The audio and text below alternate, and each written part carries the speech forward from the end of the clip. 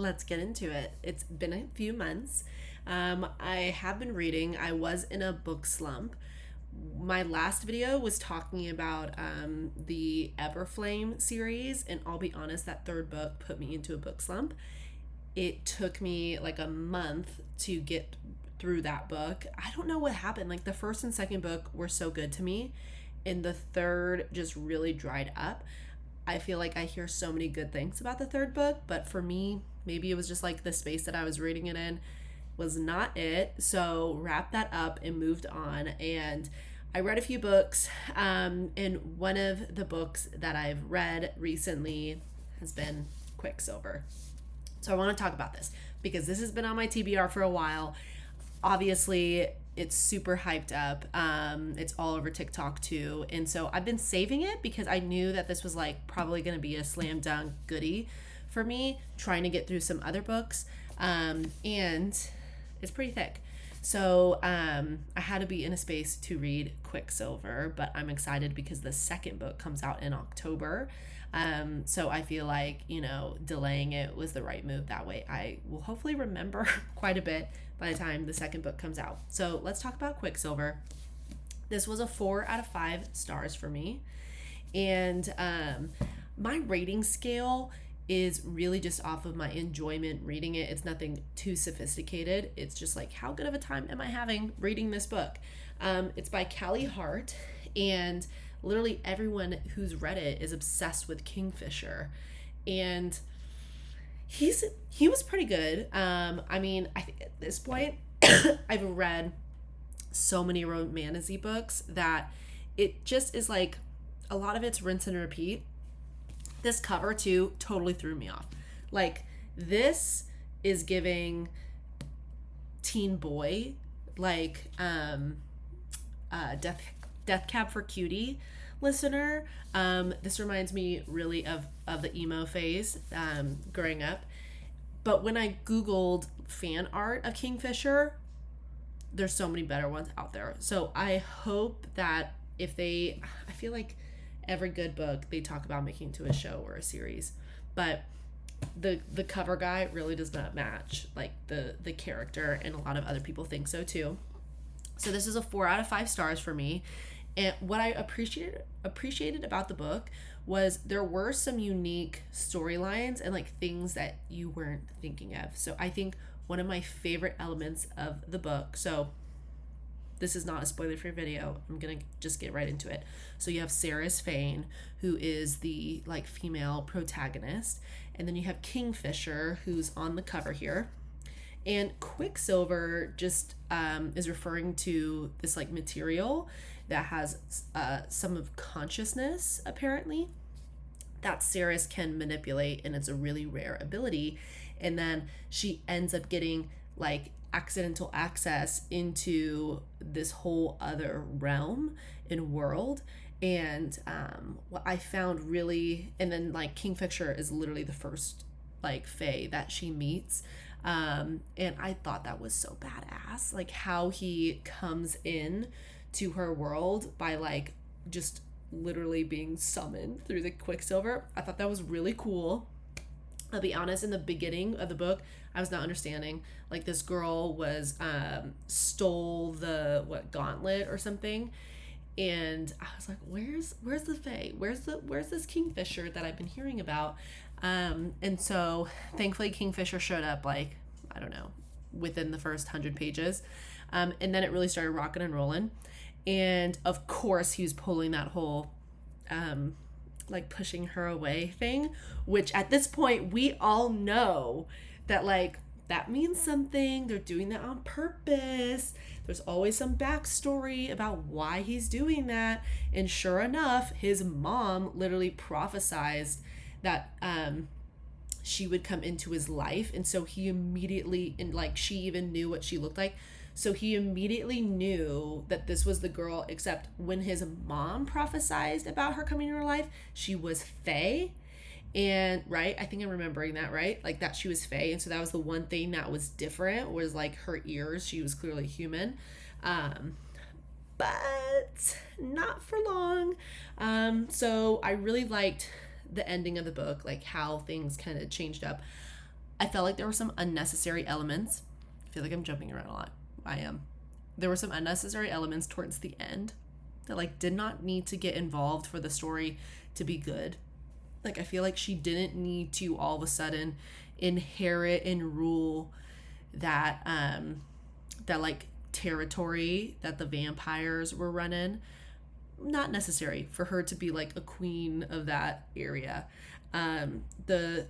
The character arc was already so cool and good and like fascinating, and I feel like as a reader we're already very interested in what does this mean that she came back and she's half vampire. I also really like that vampires were involved. There's a big camp of people that like just do not like vampire stuff. I like the vampire stuff, you guys. I was like a Twilight kid in high school, so I like some of that. I love that the Fae are involved. Okay, for Dark Horse character of like favorite book character, if you've read Kingfisher, I do not know how your favorite character would not be Carrion Swift. Carrion Swift. Also that name. Come on. I feel like there could have been a better name for him, but at the same time it's also kind of hilarious that this is his name. In that he's that like wisecracking guy. At first when you first start reading Quicksilver, you're like, I hate this guy. And then his character arc, oh my gosh, I loved that the author had Carrion come back, and when Kingfisher was trying to go get Hayden, Sarris's brother, and he accidentally brought back Carrion, that was so funny. That was so funny, so unexpected, and I love that little storyline. And then for like towards the end of the book, and then when you find out that he's a long lost heir and he has known this the entire time, like literally, I love that. Man, talking about this makes me be like 4.5 stars out of 5. I don't know, because I really did love his character arc. That's probably one of my favorite character arcs like in a series in a really long time. Throne of Glass is like on its own upper tier that's untouchable. So for all of the normal books of the world, this has to be probably like a top 5 character arc and like unexpected character arc for me. Reading so many romantasy books with Fae and stuff, I feel like you can see a lot of things coming.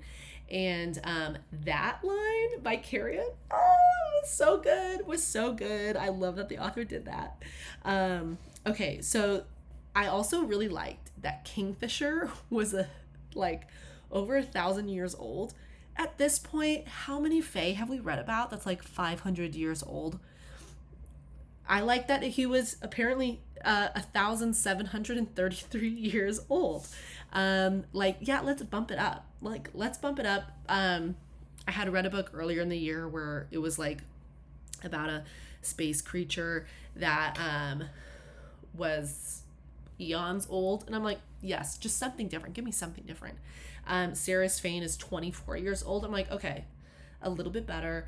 Like I can really do without the 18-year-old and 20-year-old protagonists. But like, okay, let's bump it up. So I really like that Kingfisher was at over 1,500 years old. He's a more mature Fae. And I also really love the story about his nickname for her, little Osha, where when you're first reading it, it is not a term really of endearment. It's like an insult, meaning that she's so fragile because she's a human. But then you later realize like the story of these Osha butterflies and how precious they are, and like literally his retelling of what that really means. It's one of the most romantic, endearing things and precious. He really was not calling her so much as like fragile little human as like, you're so precious to me, and treasuring our time together because your life is fleeting. It's a totally different perspective on that nickname. So I really love that. I also, the quote, you guys, was pretty good. pretty good. The I'm about to introduce you to all 7 gods. When you meet them, don't forget to tell them I'm the one you worship on your knees. It's pretty good. I mean, but there is a part of me that's like, at this point, I don't know. I feel like authors are just gonna keep trying to one up each other on like these quotes that these guys can say that are gonna be like crazy. There is a quote though that I feel like a lot of people love that I'm kind of I don't know if it's as good as necessarily as people make it out to be.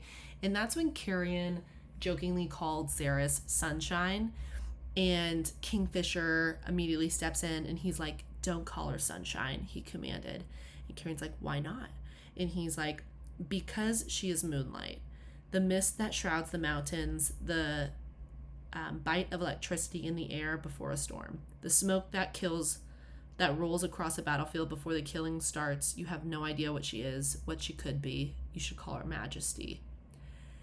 Okay, the beginning of that quote, I'm not gonna lie, was really good. It was like, oh my God. Because it really did feel like a true a depiction of Ceres's character, that she's moonlight, like that, and just that feeling that you get the way he was describing her. But the ending is what kind of ruins it for me, that like sours that quote to where I'm like, you guys, this is like not that great of a quote. Like, so he was like, you should call her Majesty. Why wasn't Ceres and why wasn't Carrion like, are you wifing her up or what? Like, I don't understand how that wasn't the immediate conclusion when he's like, you should call her Majesty. I feel like he should have left that last part out. Like, that was a really good line, but that should have been used later on when she really did become royalty, or when that was a little bit more clear that was the path. At this point, he was still being very like hot cold with her. I would have loved it if it was just like, you have no idea what she is, what she could be. That would have made it such an amazing like line from Quicksilver to me. But you should call her Majesty. It's just like, okay, that kind of had nothing to do with other than the what she could be part of the quote. I would have just liked it without the Your Majesty, because then all of a sudden it just, I don't know, it just felt tacky to me. So there were certain parts of the book that I'm like, it felt a little tacky, but so much of it was really good. Like the Carrion storyline, I really liked the Fae and the vampire piece to it. I'm interested to see what book number 2 becomes. Oh, and then the other thing that was kind of more of a critique was Everlane being abducted. I feel like we needed more from her in the beginning for us to really get emotionally wrapped up in the fact that, I forgot the guy's name, but the fact that like that main vampire guy had her. I would have liked more emotional pull. And this also is probably hard because this is the first book. So you can't really build up a lot, but she just didn't get much page time. So then when she was abducted, it's like you're like, you're supposed to feel sad, but there's nothing that like really pulls on the heartstring. I'm chasing that feeling that I know is hard to replicate because like Throne of Glass is an 8-book series. So what you feel at Kingdom of Ash, that last book, is like immense torture at times. But I feel like a lot can be done in a book that is like 600 pages. Okay, a lot can be done there, and I feel like they could have gotten to that a little bit more. Like, you knew that she was important to Renfis and obviously Quicksilver, but I feel like a lot more could have been done there. So yeah, that's my wrap up of Quicksilver. 4 out of 5 stars for me. I am really excited for book number 2. And my critiques, like, I still had a great time reading it. It was fun, and I'm very hopeful because like Carrion's gonna be book number 2 clearly, and he was so fun to read, especially near the end. So I'm very excited. I just hope that like our main characters, Saris and Quicksilver, don't get stale, because I feel like that happens a lot, is like these main characters start to get a little stale because it becomes too predictable. I feel like that happened in Iron Flame, where it was like, okay, come on, like we've had it enough with Violet like complaining so much about the lack of honesty and transparency by Xaden, and it just kind of got old. So I just hope that the dynamic between Kingfisher and Saris doesn't get old, that there's some new stuff that comes out in book number 2. But that's my review of Quicksilver by Callie Hart.